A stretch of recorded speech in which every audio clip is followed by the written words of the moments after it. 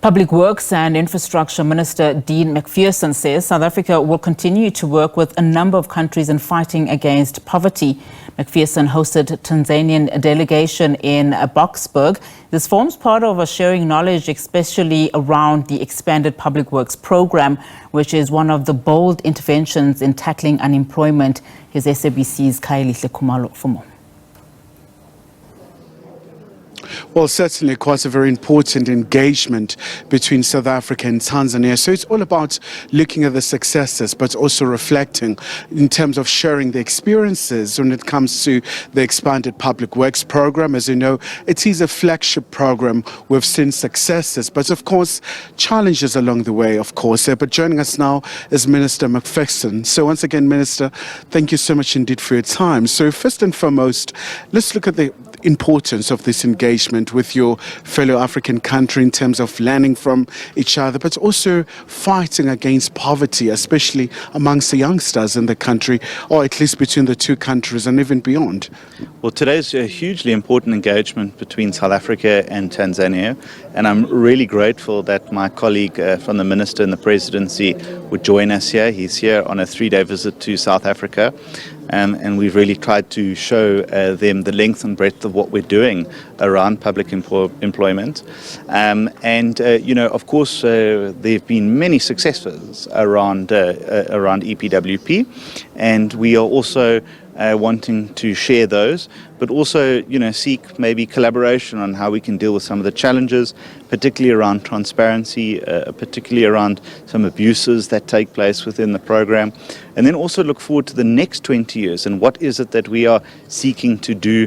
How do we develop a pathway to permanent employment? How do we upskill individuals so that they can find new opportunities? Because at the end of the day, our baseline is around bringing dignity to people, and unless you have a job, it's very difficult to bring dignity home. So that's what we're all about, and that's what today is. And I'm looking forward to receiving the report from today after my inputs.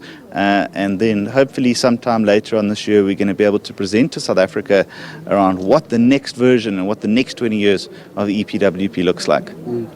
Minister, also you talk about reimagine reformed EPWP. Let's look at that particular issue, especially in the context of the abuses that you spoke about, the malfeasance, patronage, the abuse of the system. How do we try to nip that in the bud so that we maintain the integrity of this life transforming program?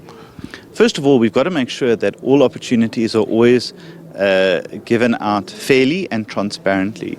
And that doesn't happen at the moment because they're located mostly in councillors' offices. And so we want to take it out of that space so that we remove the opportunity for abuse or we remove the opportunity for money to be exchanged or whatever that may be. So I think that that's the big thing that people have told me when I've gone around the country. The second thing is that people want to be able to use EPWP not just to be able to cut grass and pick up litter. They want to be able to attain skills that they can use then in construction programs. And so we're having discussion with construction companies, with other social partners around what is it that the market is looking for so that we train people up on site and sort of an apprenticeship type of way that they can gain those skills and that then companies in those local areas are able to find them. How are they going to do that? Well, we're going to be developing a platform where people are registered on that platform and then business are then able to seek those people from where they are instead of bringing people from outside of communities. And I think that will really change the way that we approach it. So we're looking at more quality, we're looking at more skills, and we're looking at a pathway to long-term employment opportunities for participants. Before I let you go, Minister, we see the likes of ILO also being part of these collaboration and also just a stamp of their approval where they do agree with such programs if you want to fight poverty, the crisis of unemployment in the country. The ILO is a big partner of ours, and in fact they fully endorse the way in which we want to move. I briefed them this morning and they said that's exactly what they want to see. Dignity, long-term employment, that's the kind of support that they want to give us. And so I've also ensured that we will continue that partnership with the ILO. That was set to end this year. We're going to renew that, and so those discussions will start tomorrow. I've told the officials after today, the next job they will do tomorrow is to make sure that we extend that partnership with the ILO, because we are all about partnerships. We can't do this alone. I've long said that the Department of Public Works is not going to achieve all of these objectives just by itself. So the partnerships is key, and the ILO is a big partner for us in EPWP. Minister, many thanks indeed for your time. Of course, Minister MacPherson there talking about the significance of today between South Africa and Tanzania as they're collaborating in terms of really job creation and really from medium term to short term, but eventually really establishing that long-term plan as well. Khayelihle Khumalo, SABC News, Boksburg.